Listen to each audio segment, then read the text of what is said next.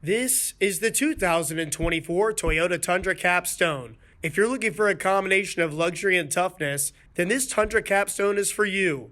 It has heated leather seats, a sunroof, and a JBL speaker system, all while being outfitted with Toyota's safety sense components like pedestrian detection alert and lane departure alert. Plus, it has a towing capacity of over 10,000 pounds. You'll be sure to turn heads when you drive home in this incredible 2024 Tundra Capstone.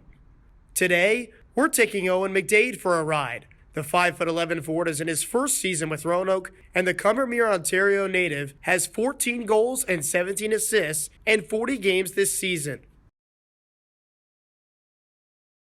Owen, how's it going, man? Good, how are you, Mitch? Doing well. Good to see you, sir.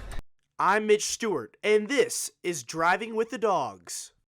Yeah, you too. Thanks for having me. Absolutely. Thanks for joining me. We'll get you strapped in here. They gave us the fancy Tundra today. So Nice truck. It's a little bit better than my Corolla. Rides a little higher. Where did Roanoke kind of end up coming into the equation for you? How did they get on your radar this past offseason where you ended up joining Roanoke here before this past fall for training camp, and you've been here ever since? Yeah, so I played the last 2 years in Finland previous to this year.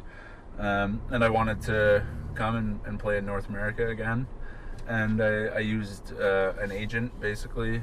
His name's Nick DeLisi, just because I had reached out to a few teams in this league and also teams in other leagues in North America and also in Europe, and hadn't really heard much back. And the agent that I used knew Brems or had Brems contact and reached out to him. And then Brems said, yeah, why don't you come down to camp?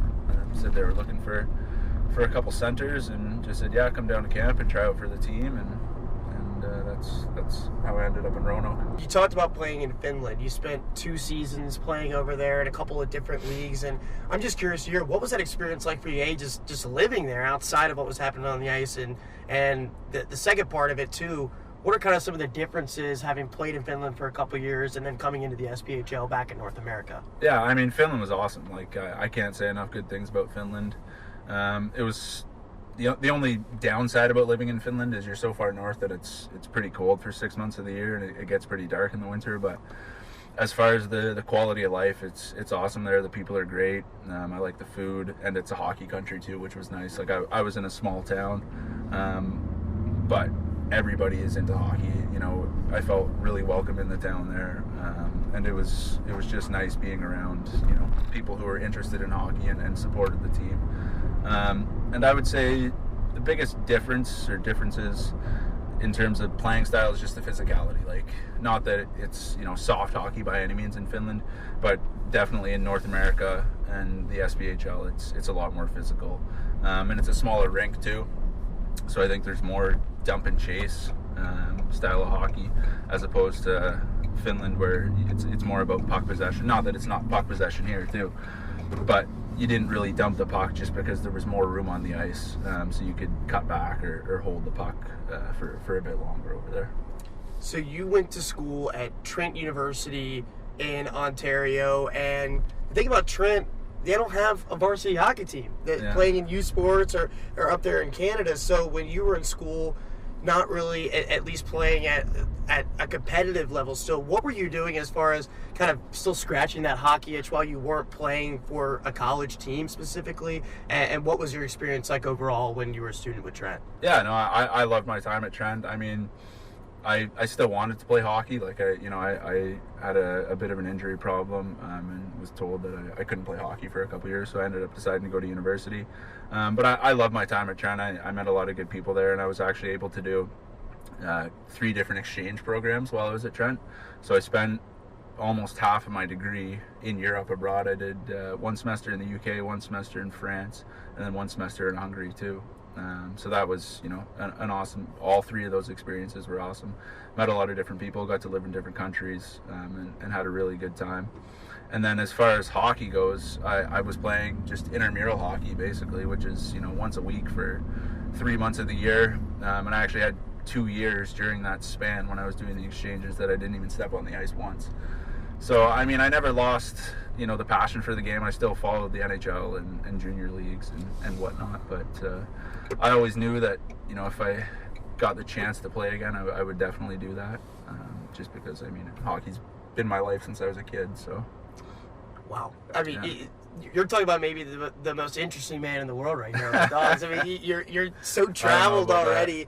You know, at this age, you've lived in so many different countries. You've played in these different leagues. I mean, that's got to be some really cool experience. And I think for you, a question I have is, obviously, it's your first year playing professionally in North America, but what do you feel like you've kind of been able to bring to the locker room as an unofficial rookie? I feel like you're kind of a veteran piece where you're a little older than some of the newcoming guys. Yeah. You've got some different experience under your belt. What do you feel like you've been able to bring in from that sense into the locker room this year? Yeah, I mean, like you said, I'm an older guy. I guess I'm considered a rookie, but I'm probably the oldest rookie in the league. But I don't know. I think I'm just a pretty calm person, pretty relaxed person. And I think, you know, I've played at a lot of different levels, played with a lot of different people. So I think it's just, you know, kind of a relaxed person in the dressing room. Easy to get along with, pretty easy going. I like to, you know, have fun in the dressing room and chop it up with the guys still, but I think I'm just, you know, kind of an easier going guy. You're talking about chopping it up with the guys. From what I've been hearing, you're kind of a bit of the grill master over there. How did you kind of get into that as far as your passion for grilling or cooking in general? And are you kind of the Gordon Ramsay of the household over there? I don't know if I'd go as far as saying Gordon Ramsay of the house, but yeah, we got a grill on the back deck. The boosters brought that for us, which was really nice. And yeah, we make steaks the odd time. It's nice just, you know, being outside. I'm from Canada, right? And so right now we have, you know, 2 feet of snow on the ground still, so it's nice to just be out in the back deck, hanging out with the guys, cooking a family meal. Shout out to Juliana too, Nenz's fiance. She lives with us too. So we'll do some meals with the whole house, or just kind of hang out in the back deck, throw some veggies, throw a steak on the grill. It's nice. Your play out on the ice, I feel like this season you've shown that you can check a lot of different boxes. You're someone that kind of plays at both ends of the ice at a high level, but I'm curious to hear, if you were trying to describe your play style to someone that hasn't come to see a Dawgs game or hasn't seen you play in a Dawgs game before, what's the scouting report on Owen McDade if you had to give it yourself? Yeah, I think, I mean, I play center, so I think it's, you know, important to play well defensively too. Not that every position shouldn't play well defensively, but I think I just try to play a heavy, hard game below both goal lines. I think, you know, I was a big Crosby fan when I was a kid growing up. Like, you know, a lot of Canadian kids were, but I just think the best part of his game is below both goal lines. He's hard to knock off the puck. He protects the puck well. He takes pucks to the net and he shoots pucks, and that's how I try to play. Heavy on pucks in the corners and take pucks to the net and shoot pucks. What's kind of the messaging around the group? What's kind of being talked about around the room to make sure that you guys are going to be playing at your highest level down the stretch here as you guys kind of start to look towards the end of the regular season? Yeah, I think it's just showing up to the rink every day, being dialed in, like, you know, whether it's a practice or a game day, just being mentally checked in and physically checked in. I know the season, this is a longer season than I've played for the last couple of years, so it is definitely a grind on the body, but I think just being mentally prepared to work and attention to detail and just be ready to go when you show up to the rink is going to take us a long way. All right, well, Owen, we're about to pull back here to the rink. I always try to leave it open-ended to everyone when we go on Drive with the Dawgs. Is there anything maybe I didn't touch on or anything that you would like to bring up for anyone who's watching here today, or just something maybe you want to get off your chest?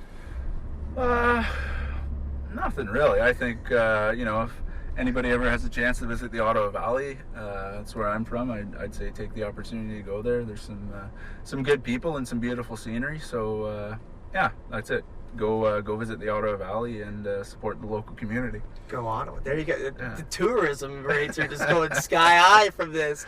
Well, Owen, thank you so much for your time today, man. You've been crushing it. Thanks, Mitch. All right. Yeah, thank you.